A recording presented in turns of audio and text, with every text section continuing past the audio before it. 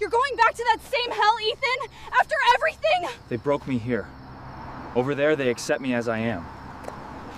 After listening, please subscribe, hit the like button, and leave a comment before we continue. Thunder split the night in two. Ethan Mackenzie hit the floor before he even knew he was awake. The board slammed his shoulder, the air punched out of his lungs.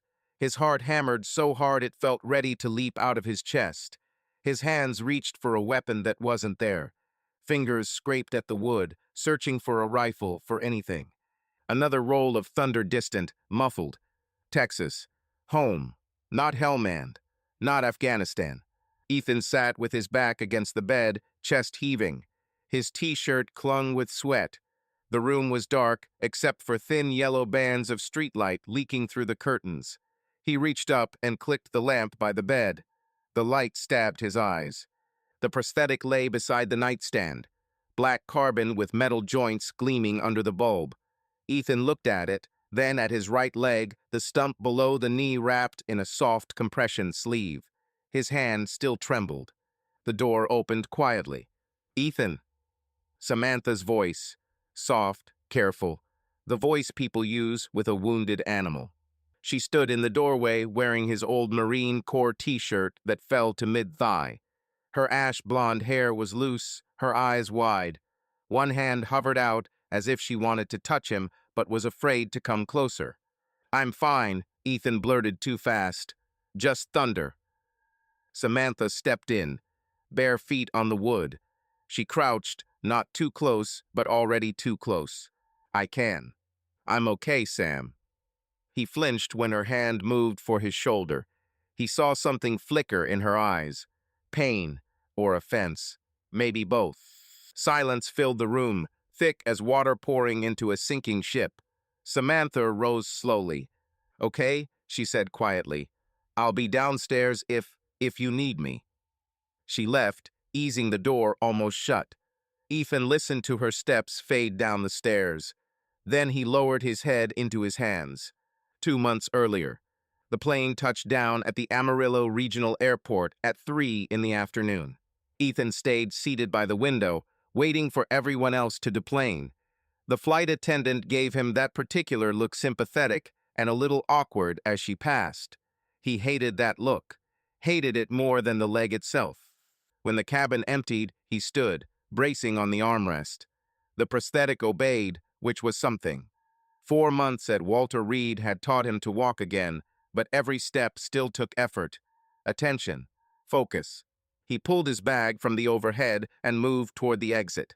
The terminal was small, provincial. It smelled like coffee and plug-in air freshener. People waited by the doors, holding signs, staring at their phones.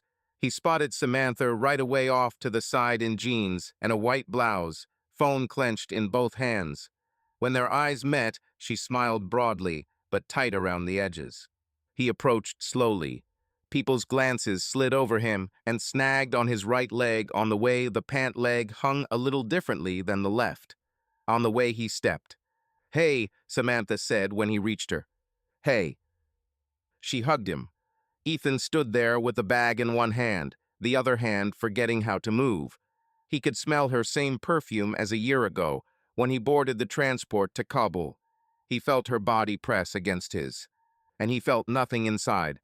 She stepped back, looking up at him. She was about 5 inches shorter. "You've lost weight," she said softly. "Hospital food," Ethan muttered. She laughed, but it came out hollow. She took his arm, and they headed for the exit. Ethan could feel every person looking at them, at him, at his leg. His father waited by the pickup in the lot. Daniel Mackenzie was 62, broad-shouldered, his face weathered by a life on the ranch. He stood with his arms folded in a faded plaid shirt and jeans. When Ethan neared, the old man smiled an expression that never quite reached his eyes. "Son." They hugged briefly, like men do. Daniel clapped his back twice. "You look good," he said, and immediately glanced away. "Thanks, Dad." His father took the bag and tossed it into the truck bed. Samantha slid into the back seat. Ethan opened the front door, hauled himself up. The prosthetic bent at an awkward angle. He adjusted it by hand and shut the door. They drove. The road from the airport to the town of Clarence took about 40 minutes. His father kept the radio on country songs and news about the drought. Ethan stared at the flat plains stretching to the horizon. Yellow grass, scattered trees, rusty fences. All of it familiar and foreign at once. "How was it there in the hospital?" Daniel asked, eyes on the road. "Fine. They make those prosthetics any way you want now. Almost like the real thing." Almost. Samantha typed something on her phone in the back. Ethan saw her reflection in the side mirror. She frowned at whatever she was reading. "There's a service at church tomorrow," Daniel said. "Reverend James would like you to come. Folks want to see you, war hero and all." Ethan clenched his jaw. "I'm not a hero, Dad. You served your country. That's something." They rode in silence the rest of the way.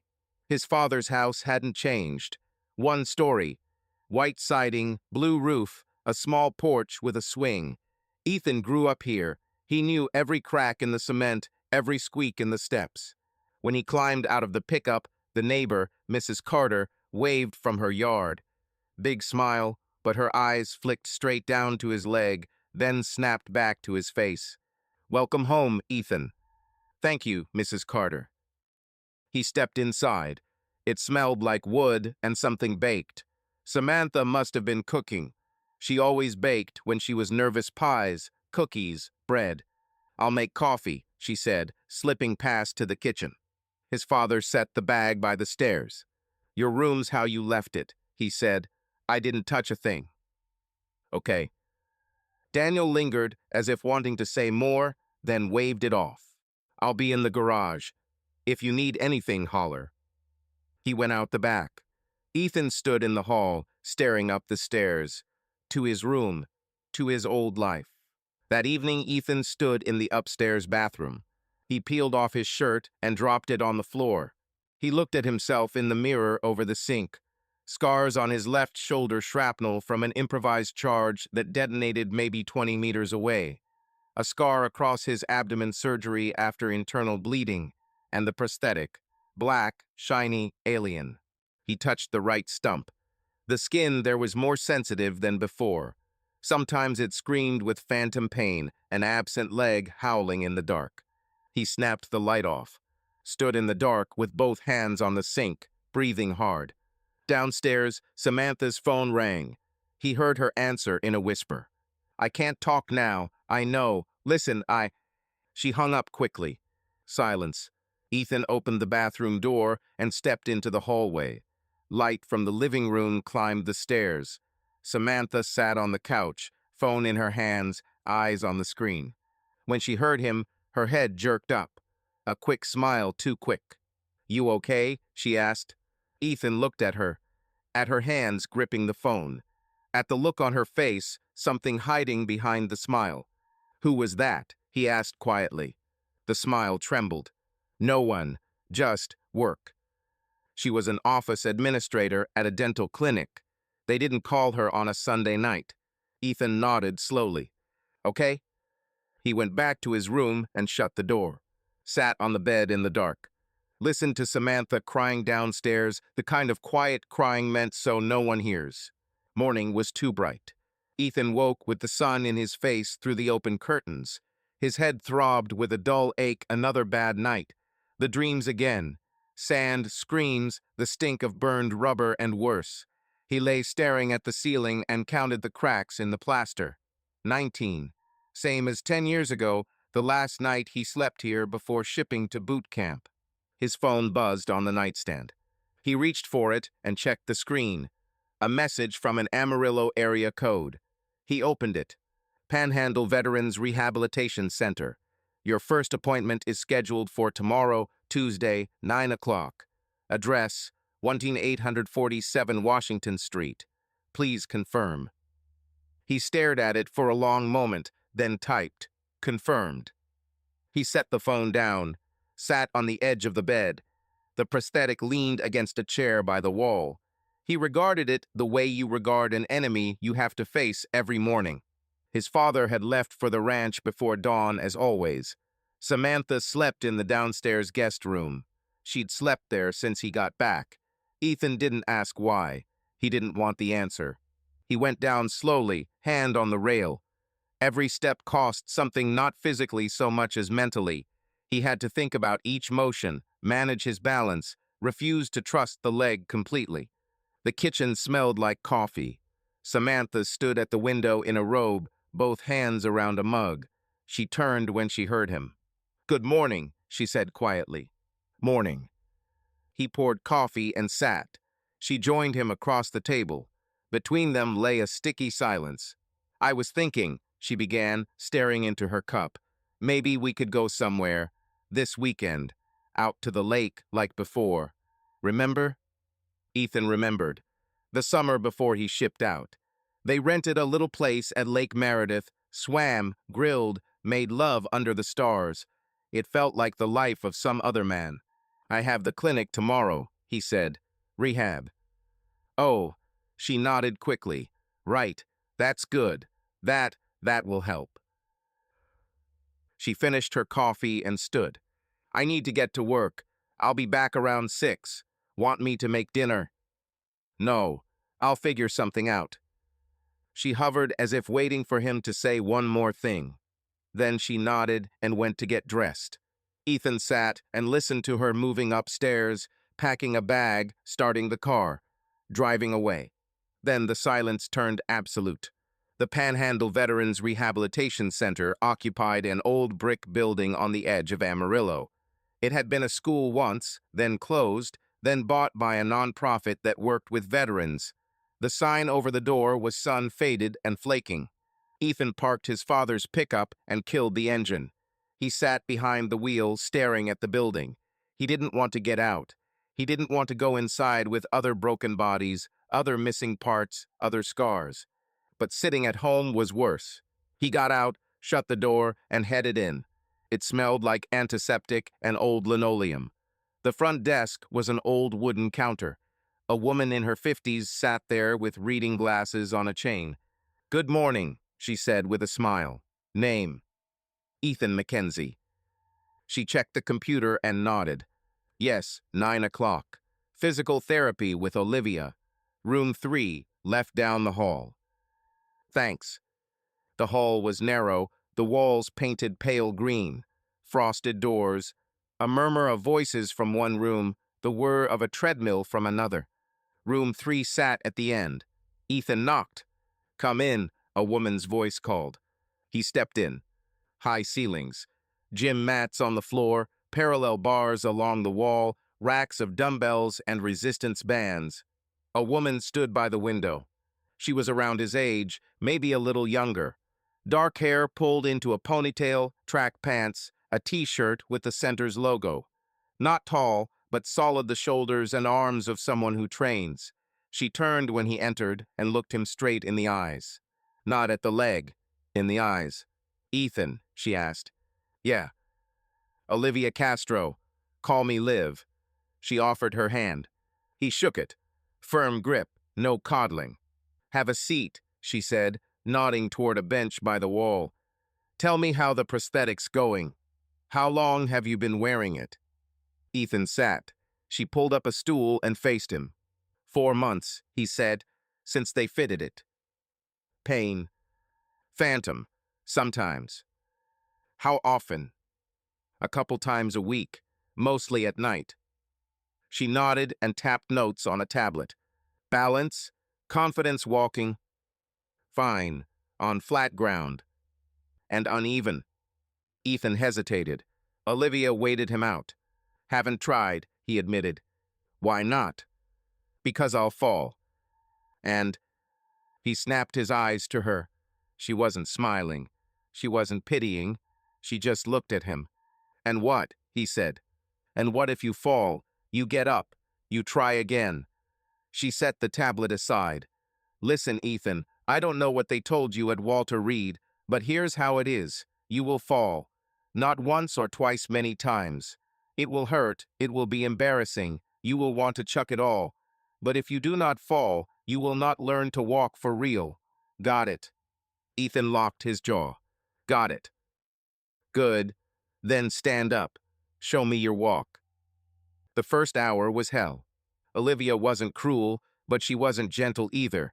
She set the work and expected him to do it. Matt walking soft, shifting surface that gave underfoot. Ethan lost balance on the third step, windmilled, and dropped to his left knee. Good, Olivia said calmly. Up you get. Again.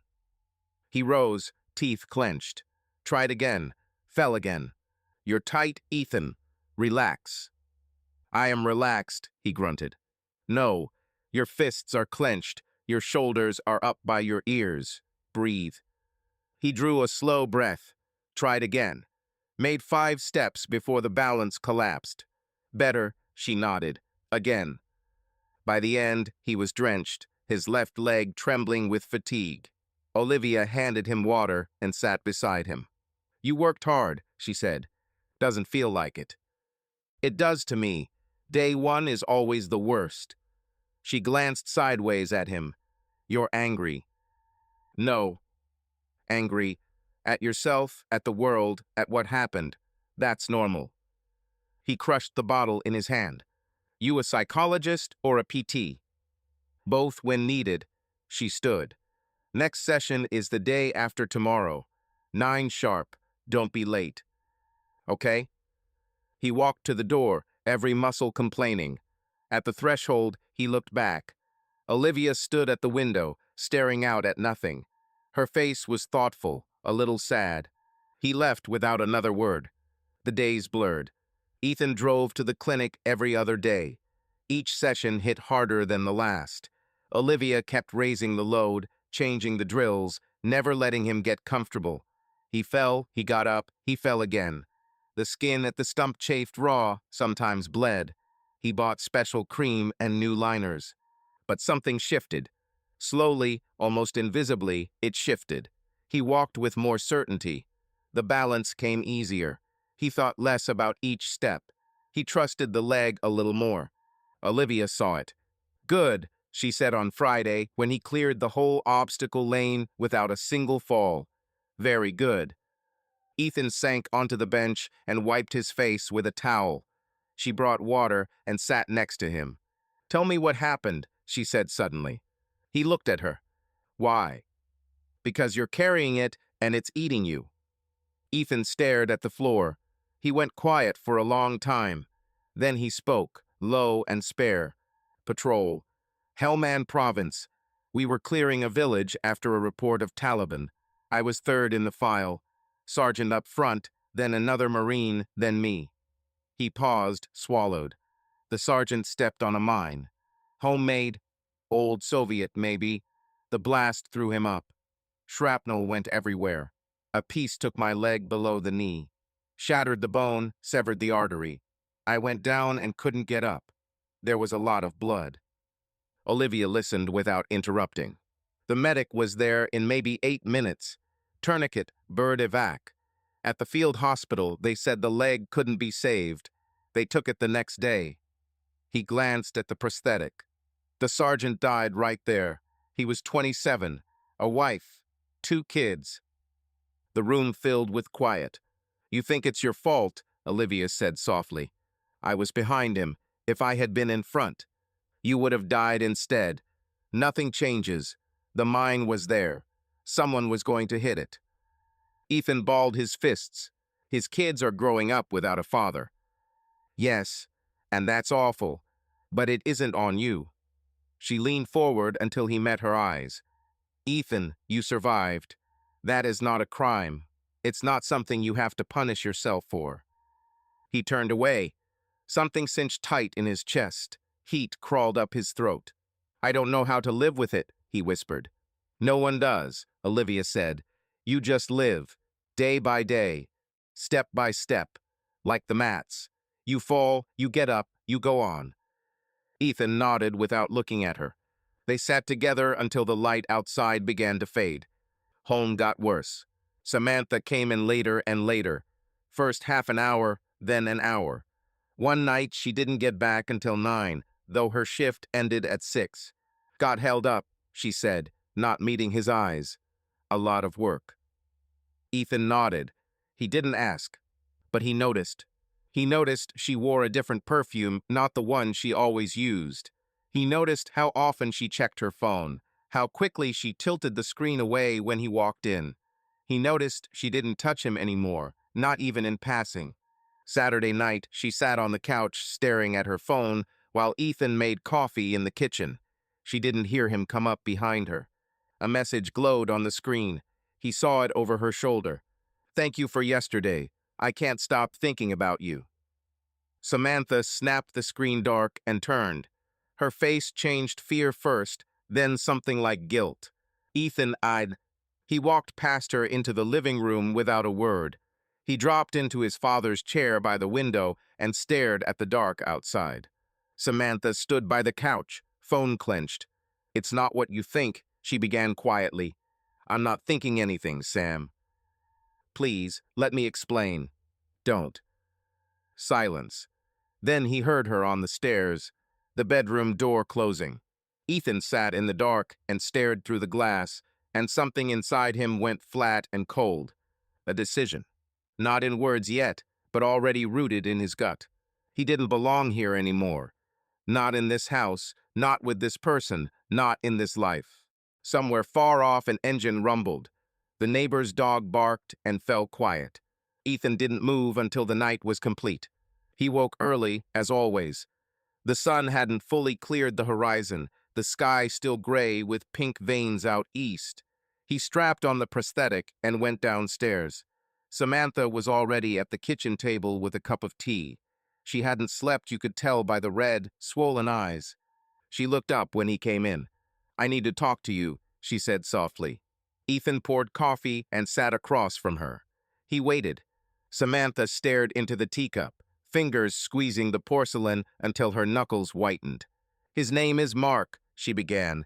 "He works at the auto shop on Highway 10. I met him 6 months ago when I took my car in." Ethan listened without a change in his face. At first it was just talking. He was kind, attentive. He asked how I was. And I was lonely, Ethan. You were across the ocean, and I never knew if you were alive. Every day I braced for the call saying you were gone. And I didn't handle it." She wiped her eyes with her palm, but the tears kept coming. "I tried to end it when I found out you were coming home. I really tried. But when you got here, you were so cold, so far away. I couldn't reach you. You pushed me away every time I tried." Ethan set his cup down and looked into the dark liquid. "And you went back to him," he said quietly, without blame in his tone. "Yes." She broke. "I'm so sorry, Ethan. I am so terribly sorry. I didn't want this. I loved you. I still—" "Don't," he cut in calmly. "Don't say that." She fell silent, tears tracking her face. She braced, waiting for him to yell, to rage, to smash something. But Ethan just sat there holding the cup. "Do you hate me?" she asked in a small voice. He considered it.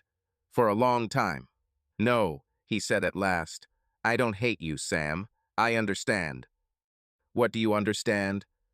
"That I didn't come back the man who left. That part of me is still out there in the sand, and I don't know if I'll ever get it back." He looked at her for the first time since they began. "You deserve someone whole. I can't be that." She sobbed harder and pressed both palms to her face. "I'm so sorry." Ethan stood, came around, and crouched beside her. Gently took her hands down and met her eyes. "Don't be sorry," he said softly. "Just be happy. That's all I want for you." He rose and left the kitchen. Upstairs, he opened the closet, pulled out his old army ruck, and began to pack. His father came in from the ranch around 10. Ethan sat in the living room with the ruck by his feet and his laptop on his knees.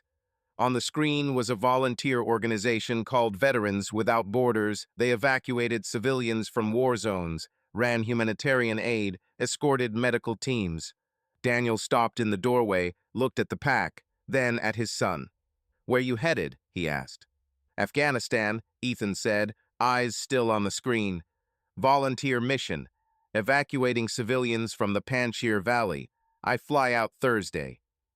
His father hung his hat on the hook by the door, crossed to the chair, and sat heavily. "You just got back," he said quietly. "I know.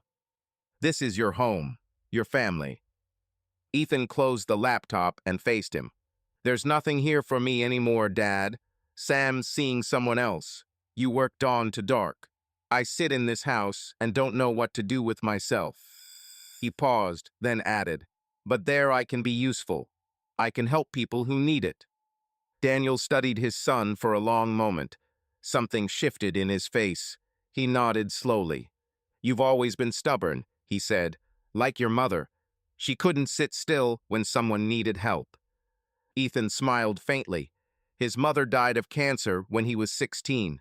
She'd been a nurse at the local hospital, always picking up doubles when they were short. "I'll be careful," Ethan said. "Better be alive," his father answered. The trip to Kabul took about 20 hours with layovers. Ethan went through Dallas, then Frankfurt, then Dubai. He barely slept, watched clouds slide by, and thought about what he was doing, whether it was the right choice. Olivia called the night before he left. "You're out of your mind," she said flatly. "You just started finding your feet, and now you're going back to the place that broke you." "I'm not going to fight," he said. "I'm going to help." Same place, Ethan. Same sounds, same smells, same memories. It could finish you. Or put me back together. She was quiet for several seconds. "Be careful," she said finally, "and come back. We're not done with your rehab." "I'll be back," he promised. Kabul met him with dust and heat. The airport was chaos, crowds, armed patrols, helicopters constantly lifting and landing. Ethan found the Veterans Without Borders rep by the exit, a sun-baked man around 40 with the organization's logo on his shirt. "Ethan Mackenzie," the man asked. "That's me." "Jack Thornton, mission coordinator. Come on, the ride's waiting." They bumped through the city in an old Toyota. Kabul had changed since Ethan last saw it. More people on the streets, more cars, but the same wary eyes, the same tension in the air. "We're headed to a suburban compound," Jack explained. "Tomorrow we push into the Panjshir. We need to pull families out of 3 villages the Taliban are pressing. People are trapped. We think we can move about 50, mostly women and kids." "What's the security picture?" "Unsteady. Taliban hold the hills. We could take fire. We're running a security element, 3 former Marines, 1 Ranger, plus you." Jack glanced at him. "Heard you lost a leg." "Yeah." "You up for this?" "I'm up for it." Jack nodded and let it drop. At first light, 3 SUVs rolled north. The road was chewed to pieces, pocked with ruts and stone. Ethan rode in the back of the 3rd truck with a medic named Rosa, a Californian in her 30s who'd been with the org for 3 years. "First time here?" she asked. "Coming back," Ethan said. "Served here a couple years ago." "And you chose to return, brave or crazy?" "Haven't decided." She smiled. They drove about 3 hours. The mountains climbed higher, the road narrowed. Memories hit Ethan in waves. He knew these ridges. He knew how gunfire echoed here, how it smelled after rain, how the cold bit at night. They reached the first village around 2 in the afternoon. People were already waiting, women in hijabs, wide-eyed children, old men with faces like dry riverbeds. They held sacks, babies, bundles of food. Jack started organizing the loadout. Ethan hoisted bags and lifted kids into the trucks. One little girl, maybe 5, peered at him from under a scowl. "Mister," she said in broken English, "you got no leg?" Ethan crouched. "I've got one," he said. "It's just not real." "Can I see?" He tugged up his pant leg and showed the prosthetic. The girl reached out and touched the metal with one careful finger. "Cold," she said. "Yeah, but strong." She smiled and ran back to her mother. Warmth stirred in Ethan's chest. For the first time in many months, the shooting started as they pulled out of the 2nd village. The first round shattered the mirror on the lead truck. Then came a burst, the rattle of automatic fire pinging off metal, kicking dust from the road. Down, Jack roared over the radio. Everybody down. The convoy braked. The security team poured out and took positions. Ethan yanked Rosa down and covered her with his body. Kids screamed, women prayed. The exchange lasted maybe 5 minutes, but it felt endless. Then silence, the kind that rings. Everyone okay? Jack called. All good. Move, now. Engines snarled. The column lurched forward. But the third truck, the one Ethan rode in, bogged down. The tires spun, clawing at mud. The driver cursed. We're stuck, rear wheels in a bog. Jack jumped from the lead truck and looked back. Push it, now. Ethan bailed out and hustled to the rear bumper. 2 security guys were already braced and shoving. Ethan planted beside them, hands on the metal.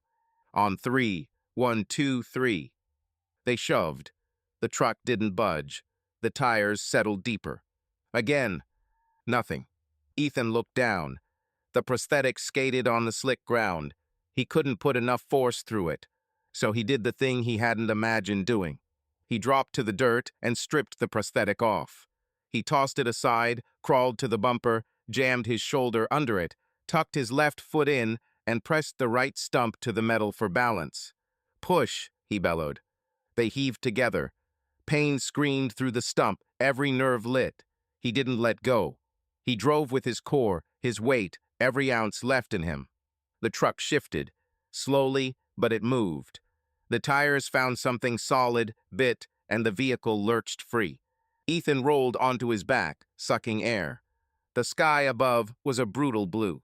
Jack sprinted over and offered a hand. Jesus, man, hero or lunatic? Ethan laughed for the first time in months, a real laugh. Still figuring that out. They made the evac point by sunset. All 50 souls alive and unhurt. Children cried with relief, women gave thanks, old men nodded and said nothing. Ethan sat on the dirt by the truck and buckled the leg back on. Rosa knelt beside him. You saved them, she said. We saved them. No, you. Without you, we don't get that truck out. They stay. Ethan looked at her, then at the cluster of families setting up a small camp, at the kids already running and laughing, at the mothers nursing babies. Something unclenched inside him, something that had been a fist all this time. He lay back and shut his eyes. The plane landed in Amarillo toward evening. Ethan deplaned last, as always. Same ruck on his shoulder, the one he'd carried back to Afghanistan. It was heavier now, not with gear, but with something else he'd brought back. Not a burden this time, something different. The terminal was nearly empty. Late flight, few passengers. He walked past the counters, the closing cafe, the ads on the walls. No one waited by the doors.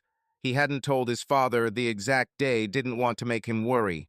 He ordered a taxi from the curb and sat on the bench.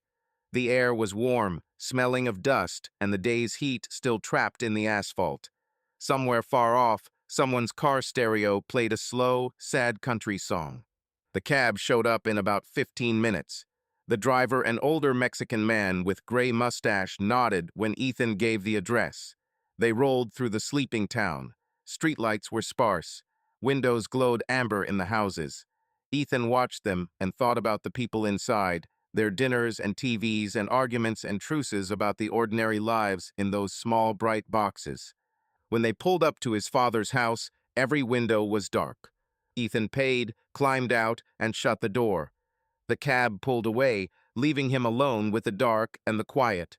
He stood in the driveway staring at the house. The white siding looked gray in the moonlight. The porch swing rocked once in the wind. He climbed the steps and pushed the door open. His father never locked it, said there was nothing here worth stealing. Inside smelled like old wood and stale air, the scent of a house that hadn't been opened up in a while. Ethan flicked on the hall light, shrugged out of his jacket, set the ruck by the stairs. An envelope sat on the kitchen table. White, with gold-embossed lettering. Ethan picked it up and opened it. Inside was a card and invitation. Samantha Jane Wilson and Mark Anthony Collins invite you to celebrate their marriage. Saturday, the 12th of June, at 2 in the afternoon. St. Thomas Church, Clarence, Texas. He held the card, reading the words over and over. He felt like something ought to hurt, like there should be anger or resentment or at least sadness. But there was nothing, only calm, cold, clear calm. He set the invitation down, went upstairs, and took a small velvet box from the inside pocket of an old jacket. He opened it. The ring inside glimmered dull under the lamp. He had bought it a year ago, before leaving for Afghanistan. He'd meant to propose when he came back. Ethan went downstairs and put the box beside the invitation. He looked at both for a long time. Then he turned out the light and went to bed.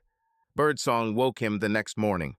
The sun hadn't risen yet, but the sky had begun to pale that thin hour when the day hasn't started, but the night is already over. Ethan lay there, listening to the house slowly wake, wood creaking, pipes knocking, the stairs groaning under his father's feet. He dressed. Jeans, a plain gray t-shirt. He took up the prosthetic and sat on the edge of the bed. Looked at it, this assembly of metal and carbon that had become part of him. He'd seen it as a reminder of loss, of what was gone, of who he could no longer be. Now he saw something else. He saw the thing that let him stand, that let him walk, that let him shove a truck out of a bog under fire and bring people out, that let him be useful. He strapped it on, cinched the belts, stood, took a step, then another, steady, sure. His father was in the kitchen making coffee. He turned when Ethan came in, surprise flashing to relief to something like joy. "You're back," he said simply. "Yeah." They hugged hard and long. Daniel clapped his son's back a few times, then stepped away and studied him. "You look different," Daniel said.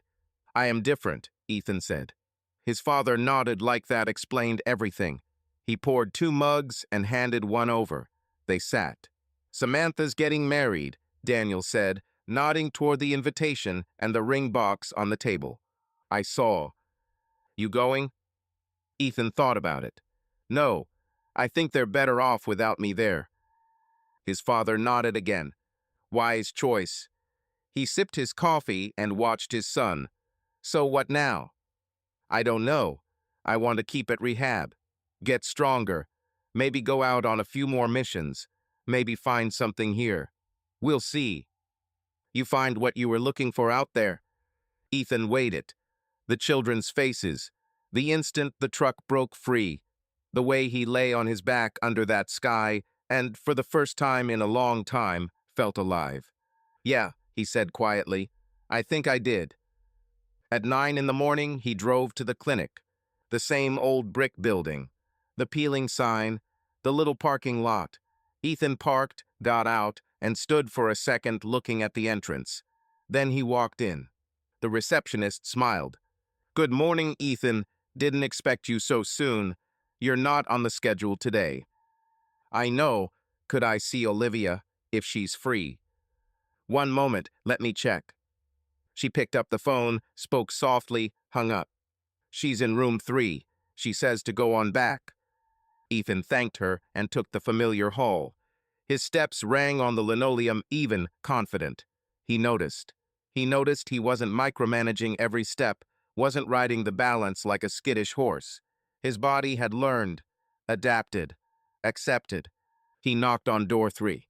"Come in," came the familiar voice. Olivia stood by the window, same as the first day. She turned, and her face changed when she saw him.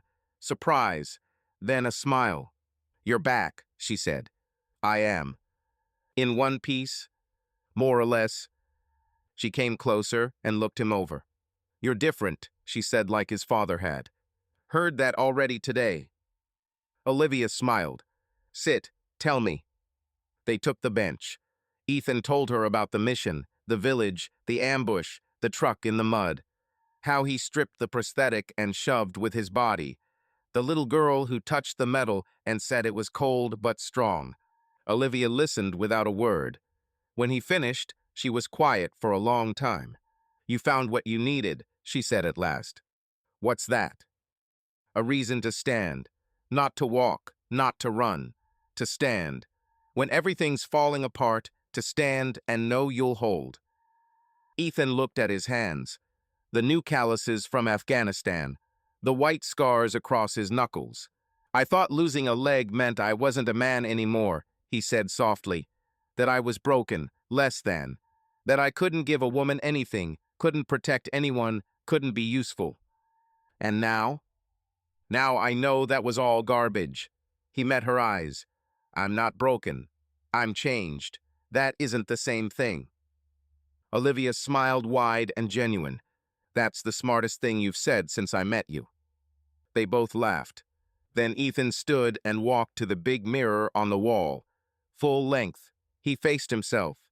Thinner face, harder lines, a body stronger than it had been months ago. The prosthetic catching the light.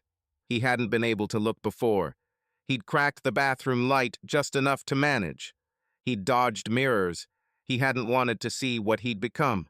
Now he looked, long and steady, without fear. He took off his t-shirt and tossed it to the bench. He looked at the scar's shoulder, abdomen, the cut of the stump. Each scar a story of survival, of a fight, of getting stronger. Olivia stood behind him, quiet. She didn't intrude. She was simply there. Ethan set his fingers on the prosthetic, traced the cool metal, the carbon, the straps that held the whole thing in place. I am a man, he said to the glass, and I am standing. His voice was firm, no doubt, no fear. He pulled his shirt back on and turned to Olivia. When's the next session? He asked. She smiled. Whenever you want. You know where to find me. Ethan left the clinic around 10. The sun stood high already, the sky a clear blue. He paused in the lot and looked at the far horizon where the flatland met the heavens. A little wind carried the dry grass smell. He thought about Samantha. He wished her well truly. She deserved someone who could love her fully, without shadows, without war ghosts. He thought about his father. He wanted more time with him. Maybe take on work around the ranch, learn what he'd never learned before. He thought about Olivia, about how she'd helped him get on his feet, not just physically, in every way that mattered. He thought about the kids in Afghanistan, their smiles, the way they ran and laughed once they were safe. He climbed into the pickup and turned the key. He didn't head home. He drove out of town on the old road to the ranch.